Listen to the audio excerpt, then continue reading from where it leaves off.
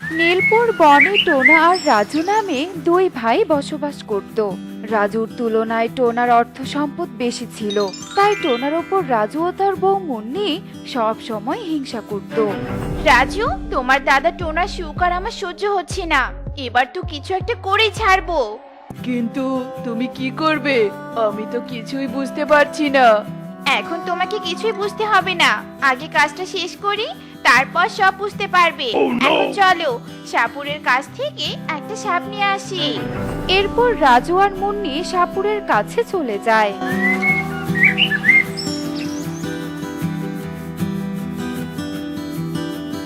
সাপুরে দাদা, আমাকে একটা সাপ দিবে? মানে তুই আবার সাপ দিয়ে কি করবি? একজনের প্রাণ নিব, যত টাকা চাও আমি তোমাকে তাই দিব। তবুও আমাকে বিষাক্ত সাপ দাও, যে সাপের কামড়ে পাখির সাথে সাথে মারা যাবে। আচ্ছা ঠিক আছে, এই বিষাক্ত সাপটা নিয়ে যা, আর কাজ হলে টাকা সহ একে আমার কাছে নিয়ে আসবি, কেমন? আচ্ছা ঠিক আছে দাদা।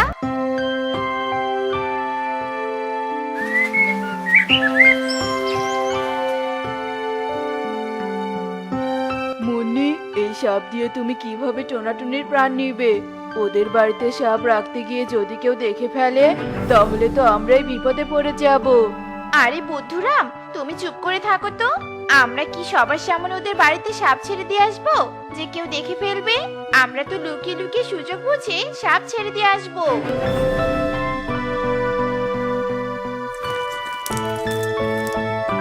টোনা, আমি তো একবার গাছে পানি দিলাম, আবার যদি এরা কান্না করে তবে তুমি পানি দিও।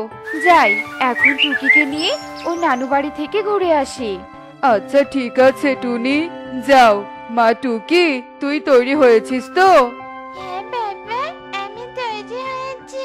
মা চলো, আজ আমরা নানু বাড়িতে গিয়ে মজার মজার পিঠে খাবো। বাবা, তুমিও আমাদের সাথে চলো না।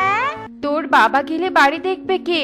বলা যায় না, আশেপাশের বাড়িতে চোর যেভাবে চুরি করছে, না জানি কখন আমাদের বাড়িতে চোর আসে। টোনা, তুমি চারদিক ভালো করে খেয়াল রেখো, আমরা এখন চলি। ওই তো টনি চলে গেল, এটাই সুবর্ণ সুযোগ টোনাকে মেরে ফেলার। এই সাপ, তুই তাড়াতাড়ি ওই পাখির কাছে যা, আর ইচ্ছে মতো ওর শরীরে ছোবল দিয়ে আসবি। এরপর সাপটি টোনার দিকে যেতে থাকে, আর এদিকে মুন্নির সব কথা শুনে তিন গাছ খুব জোরে জোরে কাঁদতে থাকে। তোদের আজ এত তাড়াতাড়ি পিপাসা পেলো? আচ্ছা ঠিক আছে, আমি এক্ষুনি পুকুর থেকে পানি এনে দিচ্ছি।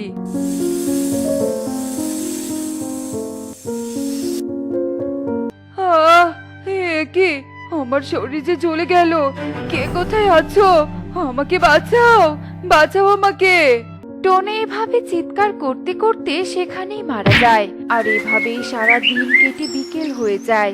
আর বিকেল হতেই টুনি টুকিকে নিয়ে বাড়িতে চলে আসে। আর তখনই তিন গাছ কান্না করতে থাকে। আমাকে দেখেই তোরা কান্না করছিস কেন? টোনা তোদের পানি দেয়নি? হে কি, টোনা এভাবে মাটিতে পড়ে আছে কেন? টোনা, টোনা, কি হয়েছে তোমার? টোনা, টোনাকে সাপে কেটেছে? না টোনা, তুমি আমাকে ছেড়ে চলে যেতে পারো না, পারো না। মা, বাবা কি হয়েছে? এই বাবা আমাদের ছেড়ে কোথায় চলে গেছে? হায় হায়, এ কি সর্বনাশ হয়েছে! মা টুকি, তোর বাবা যে মারা গেছে। আমার স্বামীর একটা মাত্র দাদা ছিল, সেও আজ চলে গেল। রাজু, আজ থেকে যে তুমি একা হয়ে গেলে। মুন্নি টুনি, তোমরা শান্ত হও। দাদার পাশে এভাবে কাঁদলে যে আমার দাদার আত্মা অনেক কষ্ট পাবে। টুনি দিদি, চিন্তা করো না, আমরা তো তোমার সাথে আছি। এখন থেকে কোনো বিপদে পড়লে আমরা তোমাকে সাহায্য করব। হ্যাঁ রাজু, তোমরা আপনজন সাহায্য না করলে কে সাহায্য করবে? এভাবে রাজু আর মুন্নি টুনিকে মিথ্যে সান্ত্বনা দিতে থাকে। আর এভাবেই সেই দিন কেটে যায়। দেখলে রাজু, টোনাকে কিভাবে শেষ করে দিলাম? কেউ আমাদের ধরতেই পারলো না। এবার টুনি আর টুকিকে শেষ করে দিতে পারলেই ওদের সব সম্পত্তি আমাদের হয়ে যাবে, আর আমরা তখন এই বনে সব থেকে বেশি ধনী হয়ে যাব। তোমার মাথায় বুদ্ধি আছে বটে। আচ্ছা চলো আবার সাপুরের কাছ থেকে সাপটা নিয়ে আসি। আরে না, টুনিকে সাপ দিয়ে মারতে পারবো না, কারণ টুনি খুব চালাক। ওর সামনে সাপ যেতেই ও পালিয়ে যাবে, তাই টুনিকে বিড়াল দিয়ে মারবো। কিন্তু তুমি বিড়াল কোথায় পাবে? কোথায় আবার? মানুষের রাজ্য থেকে বিড়াল নিয়ে আসবো। আমি দেখেছি মানুষের রাজ্যে এক দিদি শিকারী বিড়াল আছে। আচ্ছা ঠিক আছে, চলো তাহলে।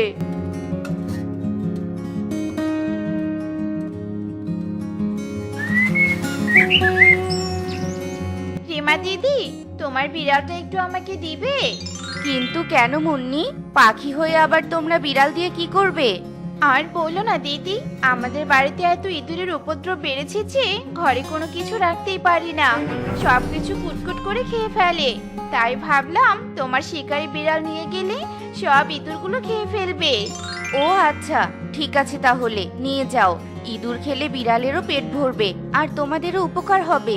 তবে ইঁদুরের কিছু লোম বিড়ালের সামনে দিও, কারণ এই বিড়াল লোমের গন্ধ শুকে তারপর তাকে খেয়ে ফেলে। আচ্ছা ঠিক আছে দিদি।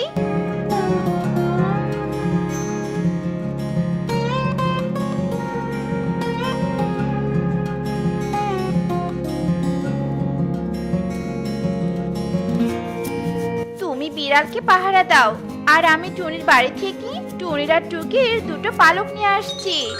আচ্ছা ঠিক আছে, যাও। গাছ বন্ধু, তোমাদের যে রোপণ করেছিল সেই তোমাদের ছেড়ে চলে গেছে। এখন থেকে আমি একাই তোমাদের যত্ন করব। টুনি এভাবেই গাছের সাথে কথা বলছিল, আর তখনই সেখানে মুন্নি চলে আসে। আর মুন্নিকে দেখে গাছগুলো জোরে জোরে কাঁদতে থাকে।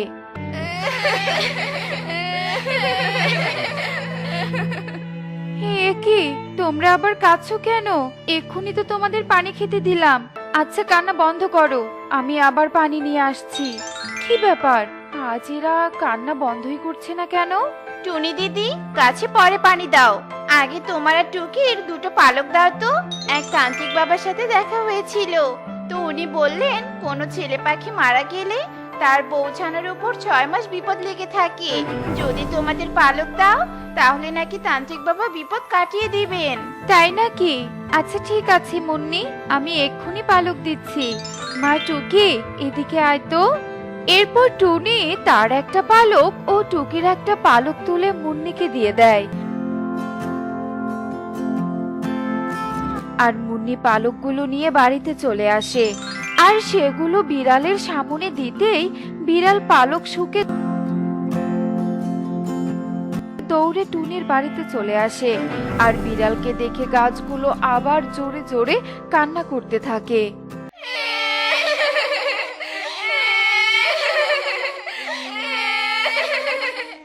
মা দেখো, গাছগুলো আবার কান্না করছে।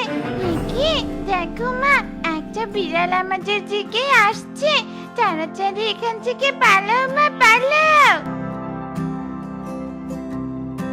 এরপর টুকি আর টুনি তাড়াতাড়ি করে ঘরের ভেতরে গিয়ে দরজা লাগিয়ে দেয়, এবং দরজায় থাকা বিড়াল ঘরের ভেতরে প্রবেশ করতে পারে না। তারপর বিড়ালটি এক দৌড়ে মুন্নির বাড়িতে চলে আসে, আর মুন্নি ও রাজুর ওপর ঝাঁপিয়ে পড়ে। এই বিড়াল, ছাড় ছাড় বলছি, আমাকে ছাড়। তোকে বলেছি টুনি আর টুকিকে খেতে, আর তুই কিনা উল্টো আমাদের উপর ঝাঁপিয়ে পড়ছিস। ছাড় আমাদের, ছাড়। এসব বলে মুন্নি আর রাজু বিড়ালের সাথে লড়াই করতে থাকে, কিন্তু বিড়াল শক্তিশালী থাকায় তাদের কামড়ে কামড়ে মাংস খেতে থাকে, আর তারা সেখানেই ছটফট করতে করতে মারা যায়। তোরা যে আমাদের শত্রু, এটা আগে থেকেই জানতাম, এজন্যই আমাদের পালক নিয়ে গেছিস। আমাদের সম্পত্তির ওপর আগে থেকেই লোভ ছিল, সেই লোভের পরিমাণ আজ পূর্ণ হলো। এবার বুঝলাম গাছগুলো কেন তোকে দেখলেই কান্না করতো। হ্যাঁ মা, তুমি একদম ঠিক কথাই বলেছ। মুন্নি মাসি আর রাজু আঙ্কেল সাপ দিয়ে হয়তো বাবাকে মেরে ফেলেছে, তাই না বলো? হ্যাঁ মা, তা নয় তো কি, এমনি কি ওদের দেখে গাছগুলো এত কান্না করতো? আমাদের বিপদ থেকে রক্ষা করার জন্য গাছগুলো তাদের চোখের পানি দিয়ে বুঝিয়েছে, কিন্তু আমরা তো চোখের ভাষা বুঝতেই পারিনি। তখন থেকে টুনি গাছের সাহায্যে বিপদ থেকে রক্ষা পেত। আর এভাবেই টুনি টুকিকে নিয়ে সুখেই দিন কাটাতে থাকে। ঠাম্মি, ও ঠাম্মি, আমরা মনে হয় আমার বাবার দেখা কোথাও পাবো না।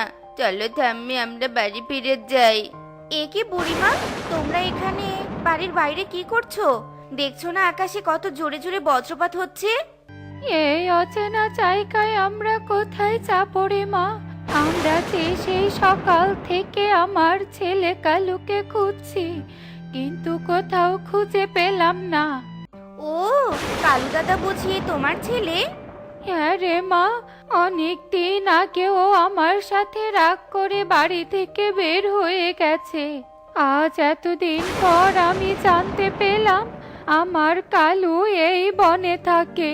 তাই ওর ছেলেকে নিয়ে ওকে খুঁজতে চলে এলাম। তুই কি আমার কালুর সন্ধান দিতে পারবি? শোনো বুড়িমা, ওই কালু দাদা আর কাকুলি দিদিকে এই বনে সবাই চেনে, কেননা ওরা দুজন এই বনের সব থেকে বড় অলস আর চোর পাখি। কাকুলি কে আবার কে রে মা? কাকুলি দিদি হচ্ছে কালু দাদার স্ত্রী। কেন বুড়িমা, কালু দাদা তোমাকে বলেনি যে ও বিয়ে করেছে? না রে মা, ও আমাকে এ কথা বলেনি। আকাশ অনেক খারাপ করেছে বুড়িমা, তোমরা আমার সাথে এসো, আমি তোমাদেরকে কালু দাদার বাড়িটা দেখিয়ে দিচ্ছি। এরপর টুনি কামিনী বুড়ি ও কনককে নিয়ে কালুর বাড়ির সামনে ছেড়ে দেয়। এরপর টুনি সেখান থেকে চলে যায়। না জানি বাবা, এই অসময়ে আবার কে চলে এলো? এই কালু, গিয়ে দেখো তো বাইরে কে এলো। আমি দরজা খুলতে পারবো না কাকুলি, বাইরে খুব ঠান্ডা হাওয়া বইছে, তাই তুমি গিয়ে দরজা খোলো। এরপর কাকুলি রেগে গিয়ে দরজা খুলে দেয়, আর কামিনী বুড়িকে দেখে অনেক রেগে যায়। এই বুড়ি, এই এত সুন্দর ওয়েদারে ঘরে বসে আরাম না করে বাইরে এসে কি করছিস শুনি? আচ্ছা মা, এটা কি কালুর বাড়ি? হ্যাঁ, এটা কালুর বাড়ি, কিন্তু কালুর কাছে তোর কি দরকার শুনি? কামিনী বুড়ির গলার আওয়াজ শুনে কালুও ঘর থেকে বাইরে বেরিয়ে আসে আর বলতে থাকে, মা, মা, তুমি এখানে কিভাবে এলে? এ কি কালু, এই বুড়িটা তোমার মা নাকি? হ্যাঁ কাকুলি, এটা হলো আমার মা। এসো মা, ঘরে এসো। বাবা কালু, তোর ছেলেটার নাকি তোর কথা খুব মনে পড়ছিল, তাই আমি তোর বাড়ির ঠিকানা পাওয়ার সাথে সাথে ওকে নিয়ে চলে এলাম। বাবা বাবা, তুমি নাকি বিয়ে করেছো? আর এই মাসিটা বুঝি আমার নতুন মা? এই ছেলেটা তোমাকে বাবা বলছে কেন কালু? তবে কি তুমি আমার আগেও কাউকে বিয়ে করেছিলে? ইয়ে মানে না মানে, হ্যাঁ কাকুলি, আমি আসলে এ কথাটা তোমাকে কখনোই বলতে চাইনি। এখন যখন জেনেই গেছো, তাহলে লুকোবো না। আমার বিয়ের 2 বছর পর আমার স্ত্রী মারা যায়, আর আমি আমার মায়ের সাথে ঝগড়া করে আমার এই ছোট ছেলেটাকে রেখে বাড়ি থেকে বের হয়ে আসি। এখন থেকে আমরা তোদের সাথেই থাকবো রে বাবা। ঠিক আছে মা, তোমার যা ইচ্ছে। কিন্তু মা, এই বাক্সের ভেতর কি আছে? এই বাক্সের ভেতর আর কি থাকতে পারে বলো তো? হয়তো 2-4টা কাপড় আছে। কাকুলির কথা শুনে কামিনী বুড়ি বাক্সটা খোলে, আর সেই বাক্সের ভিতরে থাকা সোনার গয়নাগুলো দেখে কাকুলি ভীষণ অবাক হয়ে যায়। এই গহনাগুলো কালুর বাবা আমাকে বানিয়ে দিয়েছিল। শোনো বৌমা, এগুলো তুমি খুব যত্ন করে আলমারিতে রেখে দাও। এরপর কাকুলি গয়নার বাক্সটা নিয়ে তার ঘরে চলে যায় আর গয়নাগুলো আলমারিতে রেখে দেয়। আমার শাশুড়ির মায়ের গহনাগুলো তো দেখতে খুব সুন্দর। এগুলো যদি একবার নিজের গলায় পরতে পেতাম, তাহলে তো টুনির থেকে আমাকে বেশি সুন্দর লাগতো। এ কি বৌমা, তুমি আমার গহনাগুলোর দিকে এভাবে নজর দিচ্ছ কেন? চুরি করার মতলব আটছো না তো? মানে না মানে, আমি তো গহনাগুলো রেখে চলে যাচ্ছিলাম শাশুড়ি মা। ঠিক আছে, তাড়াতাড়ি আমাদের জন্য রান্না বসাও, আমাদের যে অনেক খিদে পেয়েছে। এরপর কাকুলি তার শাশুড়ির জন্য খাবার রান্না করে, আর এভাবেই দেখতে দেখতে সেই দিনটা কেটে যায়।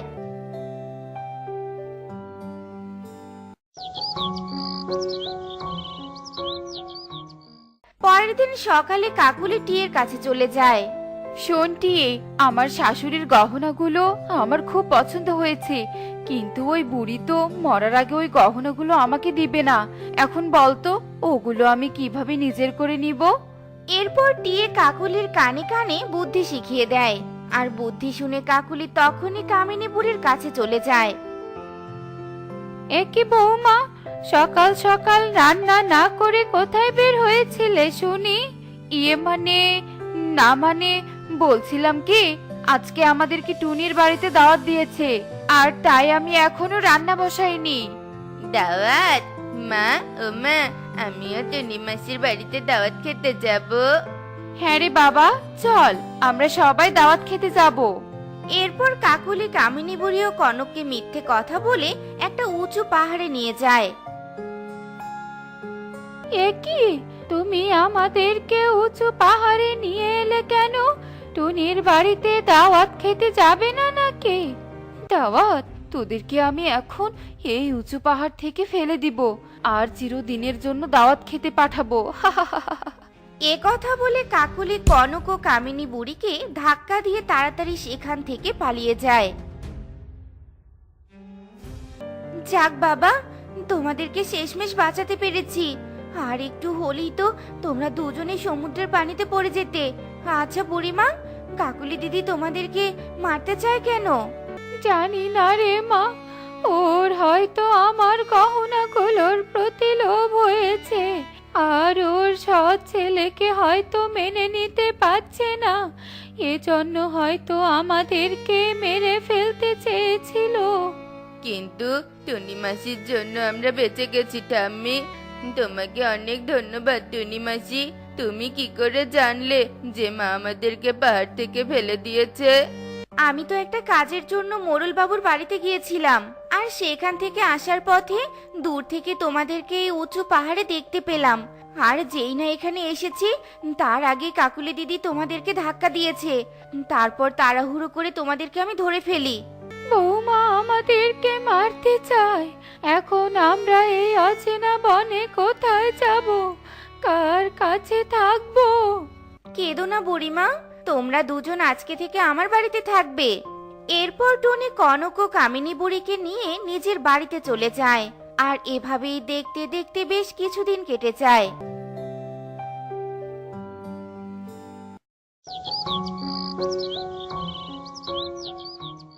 এই নাও ৫,০০০ টাকা। কাকুলির বাড়ি থেকে সবগুলো সোনার গয়না ঠিকঠাক ভাবে চুরি করে আনতে পারলে তোমাকে আরো ৫,০০০ টাকা দিব, বুঝলে?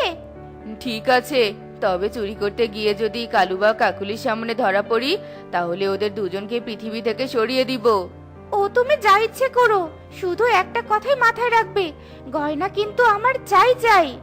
এরপর দেখতে দেখতে রাত হয়ে যায়। আর রাত হতেই তোতা কালু ও কাকুলির বাড়িতে গয়না চুরি করতে যায়। আর যেই না আলমারিটা খুলতে যায়, ঠিক তখনই সেখানে পুলিশ এসে যায়। মোটেও পালানোর চেষ্টা করবি না, চল থানায় চল, থানায় নিয়ে গিয়ে তোকে চুরি করার মজা দেখাচ্ছি। পুলিশের কথা শুনে কালু ও কাকুলির ঘুম ভেঙে যায়। কি, পুলিশ আমার বাড়িতে এত রাতে কেন এসেছে? কাহিনী কি কিছুই তো বুঝতে পারছি না। আর এই তো তা, তুই আমার বাড়িতে কেন এসেছিস? কেন আবার? তোর বাড়ির গয়নাগুলো চুরি করতে এসেছিল, কিন্তু এক বুড়ি আমাকে খবর দিয়েছিল বলে চোরকে হাতে নাতে ধরতে পেরেছি। কে সে যে আমাদের এত বড় উপকার করলো? বলুন অফিসার, আমরা তাকে দেখতে চাই।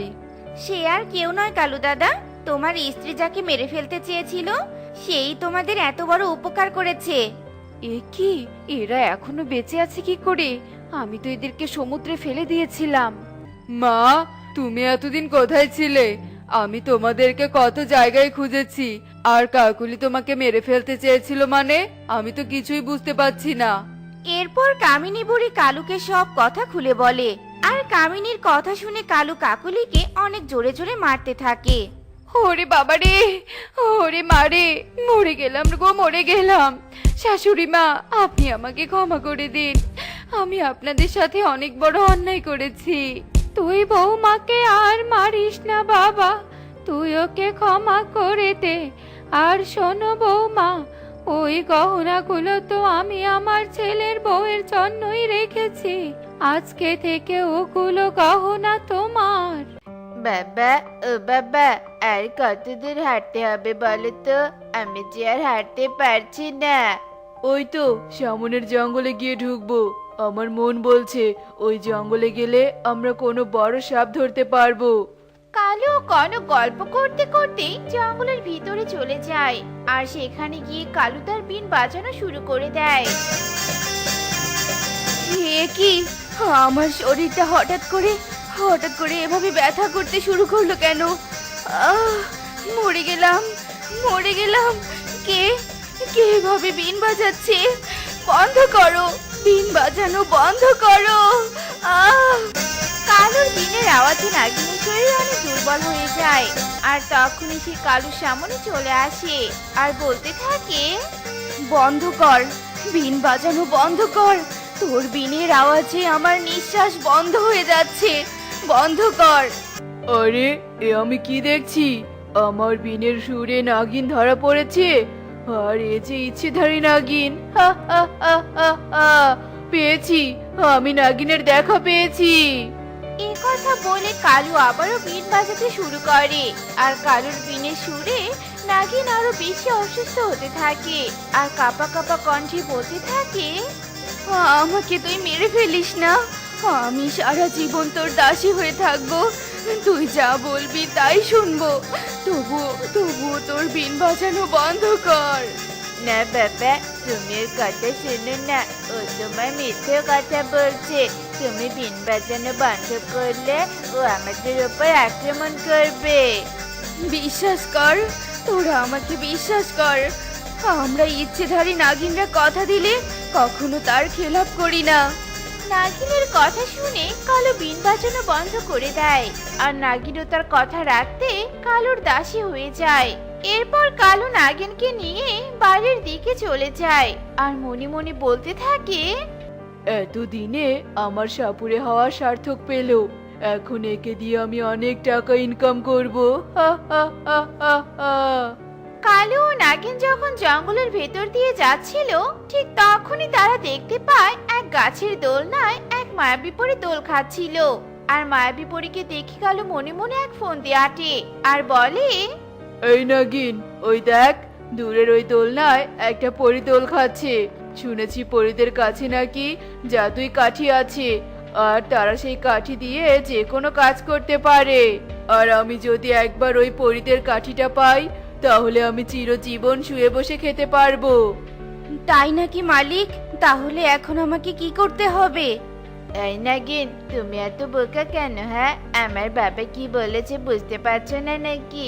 আমার বাবা তোমাকে ওই পরীকে ধরে বন্দি করতে বলেছে। যাও, পরীটাকে বন্দি করে আমার বাবার কাছে নিয়ে এসো। নাগিন সাথে সাথেই পরীর কাছে চলে যায় আর তার জাদু শক্তি দিয়ে নাগিনকে একটা খাঁচায় বন্দি করে। আরে, ওই তো আমার দাসী, একেবারে কাজের কাজ করেছে। চল রে বাবা, আমরা বন্দি বইটার কাছে যাই। কারা তোমরা আর আমাকে বন্দি করলে কেন? আমি তোমাদের কি ক্ষতি করেছি বলো তো? ছেড়ে দাও, আমাকে ছেড়ে দাও। ছেড়ে দেওয়ার জন্য কি তোকে বন্দি করেছি নাকি? কেন কেন তোমরা আমাকে বন্দি করেছো? তোমরা আমার কাছে কি চাও? ও বুঝেছি, তোমাদের টাকা চাই তাই তো? ঠিক আছে, তোমাদের যত টাকা চাই আমি সব দিব, তবু তোমরা আমাকে মুক্ত করো। আমার মা যে আমার জন্য অপেক্ষা করছে। আরে, এই পরীটার মাও আছে নাকি? তাহলে তো বেশ ভালোই হলো। এর থেকে জাদুই কাঠি নিয়ে একে বন্দি করে রাখবো। তারপর যখন ওর মা ওকে খুঁজতে আসবে তখন ওর মায়ের কাছ থেকেও জাদুই কাঠিটা আমি নিয়ে নিব। হা হা হা। না না, আমার টাকা পয়সা কিছুই চাই না। আমার তো পরীদের জাদুই কাঠিটা চাই। দে দে, পরীদের জাদুই কাঠিটা আমাকে দে, তা না হলে চিরদিন তোকে বন্দি জীবন কাটাতে হবে। হা হা হা। শুধু কি তাই, চিরদিন আমার দেয়া শাস্তি ভোগ করতে হবে। তাই বাঁচতে চাইলে তোর জাদুর কাঠি আমার মালিককে দিয়ে দে। কালু ও নাগিনের কথায় মায়াবী পরী অনেক ভয় পেয়ে যায় আর তার জাদুই কাঠিটা কালুকে দিয়ে দেয়। আর জাদুই কাঠি পেয়ে কালু অনেক খুশি হয়ে যায়। এরপর খাঁচায় বন্দি পরীকে নিয়ে বাড়িতে চলে আসে। আমাকে 10 টাকা ভিক্ষা দাও না, আমার যে খুব খিদে পেয়েছে, দাও না 10 টাকা। না না, আমার বাবা আমাকে স্কুলে গিয়ে খাওয়ার জন্য 10 টাকা দিয়েছে, আর সেই 10 টাকা যদি তোকে দিয়ে দেয় তাহলে আমি স্কুলে গিয়ে কি খাবো বলতো? এই, তোর কি ভিক্ষা করা ছাড়া আর কোনো কাজ নেই নাকি? না জানি বাবা, কেন যে মা বাবা এদেরকে স্কুলে না পাঠিয়ে দিয়ে এদের ছাড়া ভিক্ষা করায়। চল যে কনক, আমাদের স্কুলে যেতে দেরি হয়ে যাচ্ছে, চল চল। এই কথা বলে কনক ও পারুল স্কুলে চলে যায়। আর পারুলের কথায় কষ্ট পেয়ে টুকি অনেক জোরে জোরে কাঁদতে থাকে। ভিক্ষা করে ছাড়া আবার আর কোনো উপায় নেই গো, কেননা আমি যে এক এতিম কন্যা, আর তোমরা আমাকে স্কুলে যাওয়ার কথা বলো। তোমাদের মতো আমারও স্কুল যেতে খুব ইচ্ছে করে, কিন্তু কিন্তু কি করব, আমার যে পেটে একটু খাবারই জোটে না। এরপর টুকি কাঁদতে কাঁদতে আবারও ভিক্ষা করতে চলে যায়। আর কিছুক্ষণ পথ হাঁটার পর টুকির অনেক পানি পিপাসা পেয়ে যায়, তাই সে কালুর বাড়িটা দেখতে পায় আর তার বাড়িতে চলে যায়। আর যেই না কালুর বাড়ির জানালার কাছে যায়, ঠিক তখনই সে পরীকে কান্না করতে দেখতে পায়। আমার মনে হয় আমি আর কখনো তোমার কাছে ফিরে যেতে পারবো না। সেদিন যদি আমি তোমার কথা শুনতাম তাহলে আমাকে বন্দি জীবন কাটাতে হতো না। তার মানে কেউ এই পরীকে বন্দি করে রেখেছে? আরে, পরীটা ওর মায়ের কাছে যাওয়ার জন্য কতই না কান্না করছে। আমার তো মা বাবা কেউ নেই, এজন্য আমি বাবা মা না থাকার কষ্টটা বুঝতে পারি। যেভাবে হোক আমি এই পরীটাকে মুক্ত করব। এরপর টুকি পরীকে জানালার পাশ থেকে ফিসফিস করে ডাকতে থাকে। পরী, ও পরী, তুমি কি আমার কথা শুনতে পাচ্ছ? কে কে কে আমাকে ডাকলো? কে? এই যে আমি, জানালার দিকে দেখো। কে তুমি, আর আমাকে কেন ডাকছো? আমি এতক্ষণ দাঁড়িয়ে থেকে তোমার সব কথা শুনেছি, আর আমি তোমাকে মুক্ত করতে চাই, কিন্তু কিভাবে মুক্ত করব? ঘরের দরজা যে বন্ধ, এজন্য আমি তোমার কাছে যেতেও পারবো না। টুকির কথা শুনে পরি জাদু করে জানালার কাঠগুলো খুলে দেয় আর বলে, এসো পাখি, ঘরের ভিতরে এসো, আর জলদি করে আমাকে মুক্ত করো। এখানে বন্দি হয়ে থাকতে যে আমার খুবই কষ্ট হচ্ছে।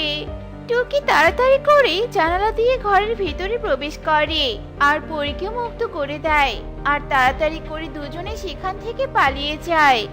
তোমাকে অনেক ধন্যবাদ ছোট পাখি, তোমার জন্য আমি আবারও আমার মায়ের কাছে যেতে পারবো। কিন্তু পরী, তোমাকে ওভাবে কে বন্দি করলো বলো তো? আর কেনই বা বন্দি করলো? ও, এই ব্যাপার। এখন তাহলে তুমি বাড়ি ফিরবে কিভাবে বলো তো? এটা হলো আমার আসল জাদুই কাঠি। আমি কালু পাখিকে নকল জাদুই কাঠি দিয়েছি। এখন বলো তো, তোমার হাতে ভিক্ষার প্লেট কেন? আমি যে এক এতিম কন্যা, আমার ভিক্ষা না করলে পেটে ভাত যায় না। জানো পরি, আমার স্কুল যেতে খুব ইচ্ছে করে, কিন্তু আমার তো স্কুল ব্যাগ বই কিছুই নেই, স্কুলে ভর্তির টাকাও নেই, তাই আমি স্কুল যেতে পারি না। টুকির কথা শুনে পরি জাদু করে টুকিকে স্কুল ব্যাগ, বই আর বেশ কিছু টাকা দেয়। এখন থেকে তুমি রোজ স্কুলে যাবে, কেমন? আমি তাহলে আসি টুকি, বিদায়। পরি উড়ে পরিরাজ্যে চলে যায়। অন্যদিকে কালু সাপুরে বাড়িতে এসে পরীকে দেখতে না পেয়ে অবাক হয়ে যায়। হায় হায়, পরীকে কে মুক্ত করে দিল? কি ভেবেছিস পরী, আমার হাত থেকে পালিয়ে গিয়ে লুকিয়ে থাকতে পারবি? তোর এই জাদুই কাঠি দিয়েই আমি তোকে খুঁজে বের করব। হা হা হা। জাদুই কাঠি, তুই আমাকে দেখা যে পরী এখন কোথায় আছে। জাদুই কাঠি নকল হয় সে কোনো কাজই করে না, আর তাই কালু বলতে থাকে, হায় হায় রে, ওই পরী কিনা আমাকে বোকা বানালো, সব শেষ হয়ে গেল, আর একটুর জন্য ধনী হতে পারলাম না। এরপর দেখতে দেখতে সেই দিন কেটে যায়। আর পরের দিন সকালে টুকি স্কুলে ভর্তি হওয়ার জন্য চলে যায়। কে তুই? তোকে তো আমার ক্লাসে কখনো দেখিনি। আমার নাম টুকি, আমি আজকে থেকে এই স্কুলে পড়াশোনা করব। আপনি আমাকে স্কুলে ভর্তি করে নিন ম্যাম। আচ্ছা ঠিক আছে, কিন্তু ভর্তি হতে গেলে যে তোমার মা বাবাকে স্কুলে আসতে হবে। মা বাবা ছাড়া আমাদের স্কুলে পড়তে পারবে না। ইগলির কথা শুনে টুকি অনেক কষ্ট পায় আর মন খারাপ করে স্কুলের পাশে গিয়ে বসে পড়ে। ঠিক তখনই সেখানে টুনি তার ছেলেকে নিয়ে আসে। এই মেয়ে, তুমি বুঝি এই স্কুলে পড়ো? তাহলে স্কুলে না গিয়ে এখানে বসে কাঁদছো কেন? টুকি টুনিকে সব কথা খুলে বলে। আর টুকির কথা শুনে টুনি বলে, কাঁদিস না রে মা, আজ থেকে আমি তোর মা। আয়, আমি তোকে স্কুলে ভর্তি করিয়ে দিব। এরপর টুকিকে নিয়ে টুনি স্কুলে ভর্তি করাতে চলে যায়। আর স্কুলের ম্যাডামও টুকিকে ভর্তি করে নেয়। এ কি রে টুনি, এই মেয়েটা তোর মেয়ে? আগে তো দেখিনি। ও এক এতিম কন্যা, আর এতিম জন্য আপনি ওকে স্কুলে ভর্তি করিয়ে নেননি। তবে স্কুলে সবার পড়ার অধিকার আছে। যাই হোক, শিক্ষিত হলেই শিক্ষা অর্জন করা যায় না, স্বশিক্ষায় শিক্ষিত হতে হয়। আজকে থেকে ও এই স্কুলেই পড়বে। আর এই এতিম কন্যার মা হলাম আমি।